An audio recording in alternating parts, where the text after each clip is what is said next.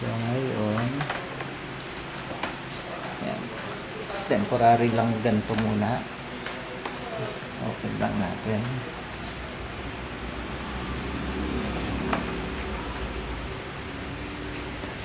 So, nung una, drive sila. Ngayon, dadagdagan na siya ng internal drive.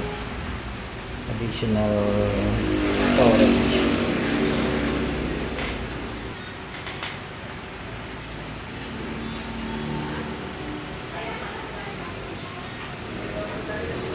So, ngayon, na-install na natin yung internal hard drive. Ngayon, titingnan natin siya dito sa this PC. So, nakikita natin na walang ibang drive. Itong operating system drive silang. So, ngayon, ang problema dito, kapag hindi lumabas yun, hindi sira yun, unallocated lang yung drive, yung hard disk. So, ang gagawin natin, dito sa this PC, i-right click lang natin yan, then show more options, then click natin tong manage. Then, pag na-click na natin yung manage, lalabas itong computer management. Sa computer management, sa baba, may storage. Then, itong storage, click nyo, then lalabas itong disk management. So, click natin itong disk management. So, dito natin makikita yung hard drive na nilagay natin na 1 terabyte. So, ngayon ito yon. Ito yung internal hard drive. So, naka-block siya. Ibig sabihin, unallocated.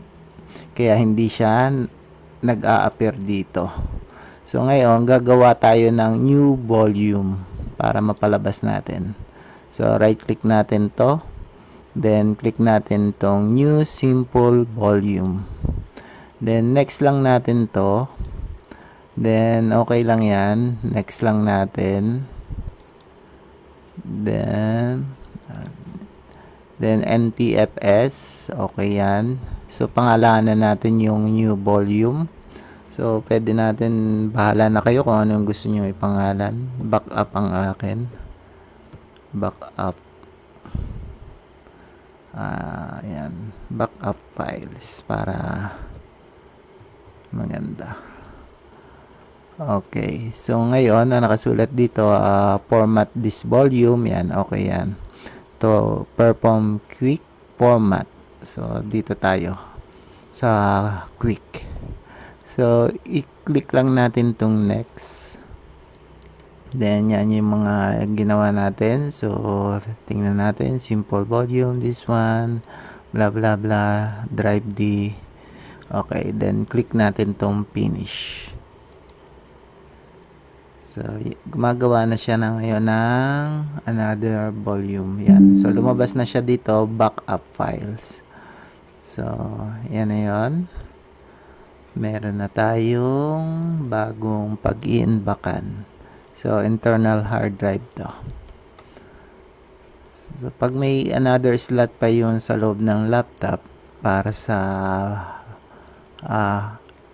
internal hard drive, yan. Pwede to. Pwede mong gawin.